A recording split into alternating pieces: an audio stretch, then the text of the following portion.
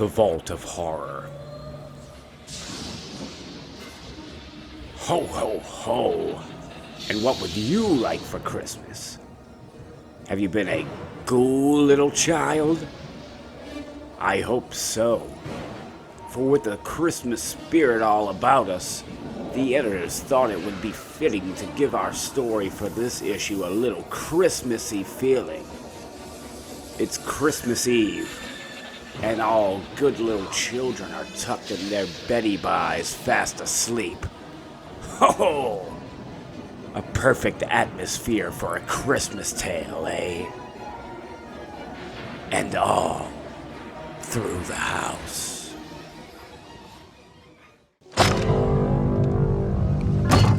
Her husband was dead, and it was the best Christmas present she'd ever had. She stood over the lifeless body sprawled at her feet and smiled. Ha ha! Merry Christmas, Joseph. You're sleeping so peacefully. Dreaming of Santa Claus? She lingered, thinking of the months of planning that had culminated in one swift blow with a poker. From upstairs, she heard a child's cries. Carol! She's awake! She hurried upstairs, opened the door to a small bedroom. Carol? What's the matter, dear? Did Santa Claus come yet, Mommy? Did he? No, dear. Not yet. It's not time. So you go back to sleep. Can I see him, Mommy? Can I see him when he comes? I'll see, dear. Now you be a good little girl and go right to sleep, or Santa won't come at all. All right? All right, Mommy. Night. She remained until her daughter was sleeping again, then returned downstairs. She stepped over her husband's body, moved to the table. Casually, she lit a cigarette and inhaled. You are such a mouse, Joseph. You'll never know how wonderful it is to be free of you at last. There was no hurry. She had planned too long and too well. There were no neighbors within miles, and she had all night to dispose of the body. She thought of the insurance, drifted across the room, and turned on the radio. The music floated through the room. Christmas carols. She hummed softly and looked again at the corpse. The stained poker lay nearby. She picked up the poker, fondled it, cleaned it, set it in its place by the fire.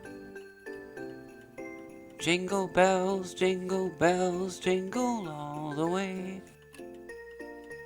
She turned and gazed at the gaily decorated Christmas tree and the presents beneath it. Tisk, tisk. Now I'll never know whether or not Joseph would have liked that tie I bought for him. Oh well. Abruptly, the mental clock chimed the hour. It was time. Oh, it's 11. Time to get rid of Joseph. And Carol will be all right until I get back. She crossed the room to turn off the radio, then stopped, Ladies and gentlemen, listening. we interrupt this program to bring you a special news bulletin. We have just received a report from the Worldwide News Bureau that a homicidal maniac has escaped from the state hospital for the insane.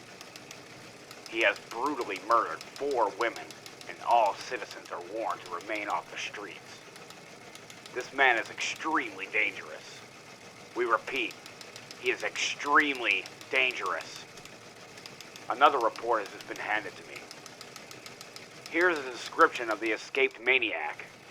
He is 6 feet 3 inches tall, 210 pounds, has dark eyes, shaggy black hair. It is reported that he is now wearing a Santa Claus costume he had taken from a man in the village of Pleasantville. Pleasantville? My God, that's just south of here. He is believed to be headed north. Police officials state that he will not harm children and will only injure men if he is provoked. It is said that he is obsessed with the killing of women. All 4 women that he already has murdered have been attacked and viciously disfigured. Oh my lord! All women are warned to remain indoors. This man is extremely dangerous. Further bulletins will be brought to you as soon as they are received. Stay tuned for now. My god! I can't take a chance of leaving now. Yet, I have to get rid of Joseph's body. I hadn't figured on anything like this. Still, Carol will be okay if I leave her. The radio said he won't harm children, and I have to get rid of Joseph. I'll go.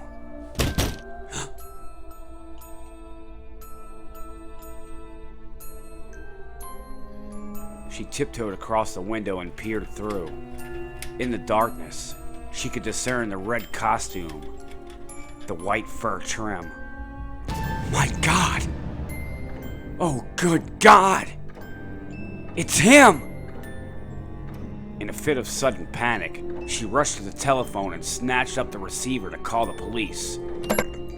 She stopped, and an icy fear clutched her heart. I can't call the police. They'd find Joseph's body. Oh, good heavens! What will I do? Slowly, she lowered the receiver. She stared at the body at the front door, and the house was quiet as death. Maybe he'll go away. But I better put Joseph's body in the closet. If Carol woke up... The front doorknob rattled loudly. She moved away from the corpse to the door. He's trying to get in. He isn't going to go away. He wants me. In the silence, she heard him stomp the porch. From within, she followed the sound of his footsteps crunching in the snow. He's going around the side of the house. He's going to the back door. Madly, she raced through the house to the back door. She locked and bolted it nervously. There!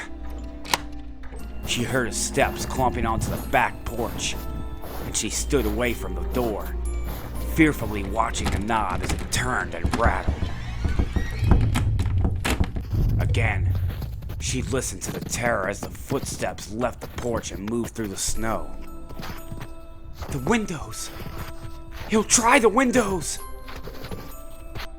Frantically, she rushed from window to window, making certain they were all locked, all the blinds lowered. The radio announcement thundered in her mind. She shuddered convulsively. I've got to hurry! I've got to hurry! One of them may be unlocked! While locking all the windows, she noticed Joseph on the floor. A strange expression flicked across her face. For a moment, she seemed bewildered. Joseph! Heavens! I've got to get him out of sight. If Carol ever woke up and came downstairs... She started dragging the body across the floor to the closet, then stopped and looked at the front door, and then at the windows. She dropped the body. The windows... I've locked all the windows, but he could break them. He'll come inside and kill me. She hurried down to the cellar, stumbling and almost falling in the dim light. She swished her hand across her forehead, wiped away the drops of perspiration. There was lumber in the cellar. Joseph was always buying and picking up pieces of lumber, and silently she thanked him. She gathered as many boards as she could, grabbed a hammer and a handful of nails. Loaded with her burden, she clumsily climbed the stairs and entered the living room. She saw the body. Oh, I still haven't put him away in the closet. If Carol ever saw... She put down the boards, the hammer, the nails, and now trembling, she lifted Joseph and began once more to drag him to the closet. She stopped suddenly, remembering the breakable windows and the fiend somewhere outside.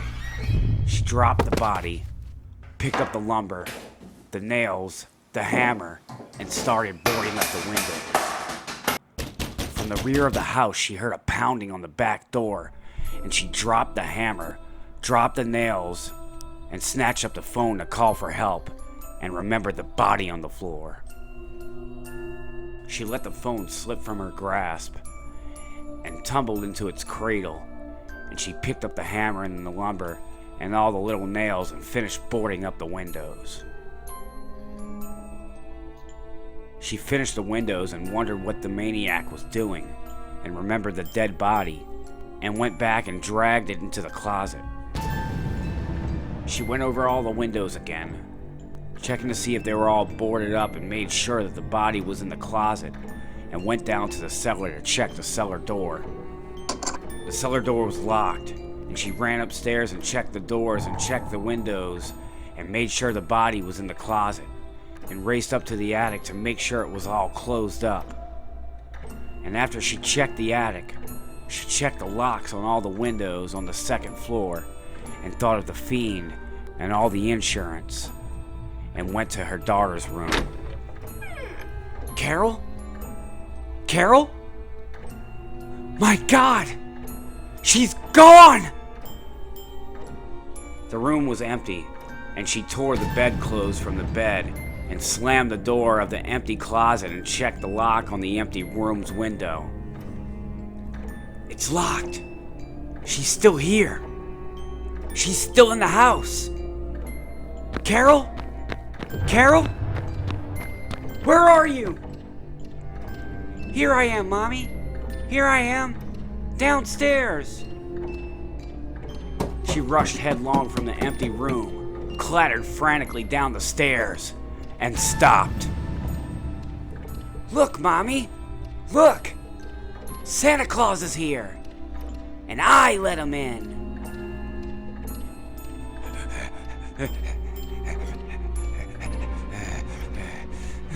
The end. Ho ho ho! And what would you like for Christmas? Did you enjoy our little story? Carol's mommy just got the biggest surprise of her life.